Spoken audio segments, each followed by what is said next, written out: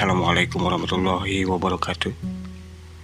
Selamat berjumpa dengan aku di audiobook perdanaku. Kali ini aku mau baca sebuah buku yang ada di aplikasi punyanya Perpustakaan Nasional, yaitu Ipusnas. Buku ini dikarang oleh Robert Patterson. Judulnya itu Memulai Hidup di Umur 40 Tahun. Buku ini diterbitkan oleh Nuansa Cendekia. Ini cetakan pertama tahun 2003. Langsung saja, karena ini tidak ada prakata dan kata pengantar ya, jadi langsung ke bab. Buku ini ada 1, 2, 3, 4, 5, 6, 7, 8, 9, 10, 11, 12. Ada 12 bab. Oke, langsung saja, ini adalah bab pertama. Generasi yang bersinar. Sebagian orang bilang, jika umur Anda sudah melewati hingga 40, malam minggu rasanya seperti Senin pagi, menjemukan. Mata Anda tak bersinar redup seperti pelita kehabisan minyak. Kalau toh kelihatan sinar, itu tak lain sinar matahari yang terpantul balik dari kacamata Anda yang amat tebal. Orang yang lain bilang, selewat umur 40 tahun, darah muda Anda yang tadinya menggelora berubah menjadi makhluk renta yang tak berdarah. Jangan percaya, sesungguhnya melewati umur 40 tahun berarti memasuki situasi yang penuh gairah dan hidup.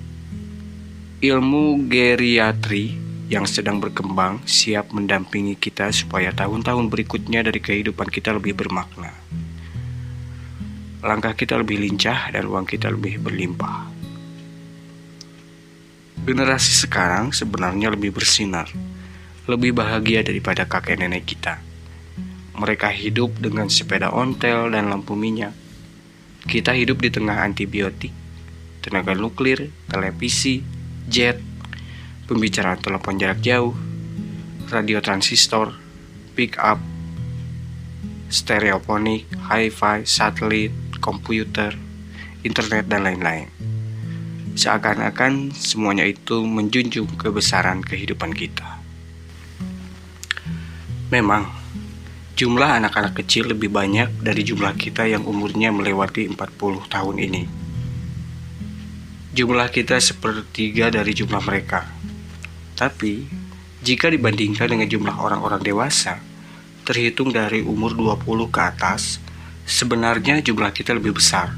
Dan bukan saja begitu, tapi kitalah golongan yang punya uang, punya pengalaman, punya waktu luang untuk menikmati suasana nyaman pada zaman yang sangat dahsyat ini. Cobalah saksikan acara televisi yang mengisahkan kehidupan abad pertengahan. Zaman yang penuh kebodohan dan tahayul. Zaman yang penuh dengan orang-orang yang diperbudak. Zaman yang penuh kekerasan. Kalau mau hidup, harus kerja fisik sampai pinggang bengkok. Makanan kurang dan kebebasan individu sempit. Kemudian, lihatlah acara televisi yang memperlihatkan keadaan zaman sekarang. Alangkah bedanya. Zaman kita ini bukannya orang sekedar memandang bintang di langit, tetapi bertekad sampai ke situ. Hidup yang dibimbing oleh ilmu pengetahuan yang berkembang terus-menerus, dan dengan cepatnya. Apakah semuanya dikenal oleh nenek moyang kita yang bersahaja itu? Tidak. Kita semua sebenarnya sedang mencicipi bejana anggur yang lezat cita rasanya, yang diolah selama jutaan tahun oleh karya-karya manusia sebelum kita. Tapi, apakah semua kita betul-betul menikmatinya secara komplit? Sebagian memang, tapi sebagian lagi tak bisa merasakan lezatnya cita rasa anggur kehidupan itu, melainkan terkungkung oleh kehidupan yang putus asa, yang monoton, yang dari itu ke itu juga, yang membosankan. Alangkah malangnya orang-orang itu. Kita berkewajiban memberi kehidupan yang lebih baik, asal tahu caranya, Kita mesti bimbing mereka ke arah karir pekerjaan yang lebih memuaskan, yang selalu baru. Pendek kata, cara-cara menggunakan waktu luang untuk menikmati keadaan yang membosankan. Oke, itu bab pertama. Kemudian dilanjut ke bab yang kedua.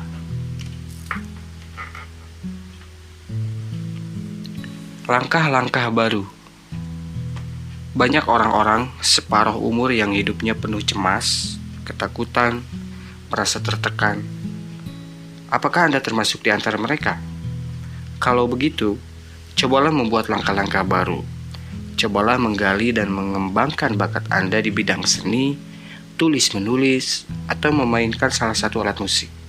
Mereka harus berkenalan dengan kompetisi balap kuda, orkes simfoni, wayang kulit, dan sanggup menghabiskan masa libur dengan tentram di daerah pegunungan. Lihatlah air terjun, tunggangilah kuda menuruni lembah, dakilah gunung, dan pandangilah gemerlapnya lampu-lampu kota pada waktu malam hari dari jendela pesawat terbang. Mereka, orang-orang lewat umur 40 tahun itu, mesti berusaha bisa merasakan kedahsyatan pertandingan bila yang seru dan tegang. Bisa terpaku pada pertunjukan tarian di atas es, mengagumi kemegahan opera, tapi bisa juga menyukai petualangan mencari ikan sambil menyelam.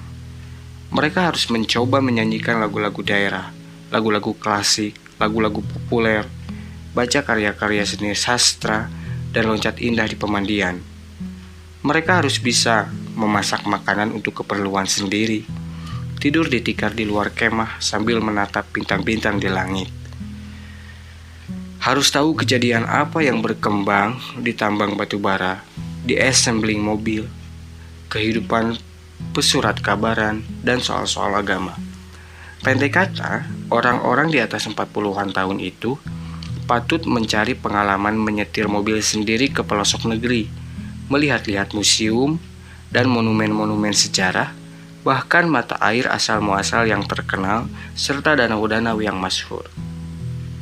Buat penduduk di daerah dingin, sekali waktu perlu turun ke daerah pantai pancaran sinar matahari. Buat yang tinggal di daerah panas, perlukan naik ke atas, digumuli anginnya pegunungan, berjalan-jalan di atas daun-daun busuk yang berguguran di kaki bukit. Yang tinggal di kota, rasakanlah tinggal sementara di pedesaan. Yang desa, pergilah ke kota, disergap kebisingan. Itu belum cukup. Bagi Anda yang di umur 40 ke atas itu, perlu berkenalan dengan pelayaran di laut lepas. Bacalah buku-buku sejarah, ikutilah dengan rasa ingin tahu mazhab-mazhab yang berkembang di sektor seni, juga sosialisme, juga kebijaksanaan manusia menuju bulan. Ini fakta, betapa sedikit orang-orang meluangkan waktu menghadiri sidang-sidang pengadilan, atau melihat-lihat tempat pendidikan anak-anak yang mentalnya terbelakang. Apalagi jalan-jalan sekali-sekali ke sekolah. Seolah-olah sekolah anak Anda itu suatu lambang zaman lampau tak perlu disentuh lagi. Padahal Anda akan memperoleh kesegaran jika sekali-kali datang ke sekolah dan perhatikan hiruk-pikuk yang berkembang di sana. Demikianlah audiobook pertama ini. Nanti kita lanjut. Semoga bisa menginspirasi dan ada kebaikan di sini. Jangan lupa like, share, subscribe, and comment. Terima kasih. Wassalamualaikum warahmatullahi wabarakatuh.